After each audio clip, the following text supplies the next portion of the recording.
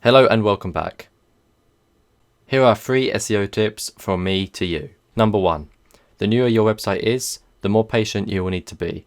It takes time to build authority and trust, and until you've developed both, you shouldn't expect to outrank older or more established websites.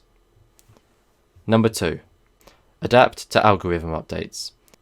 To attain and retain good rankings, you need to adapt your SEO strategy as the search engines evolve over time. And finally, number 3, never consider your website to be finished.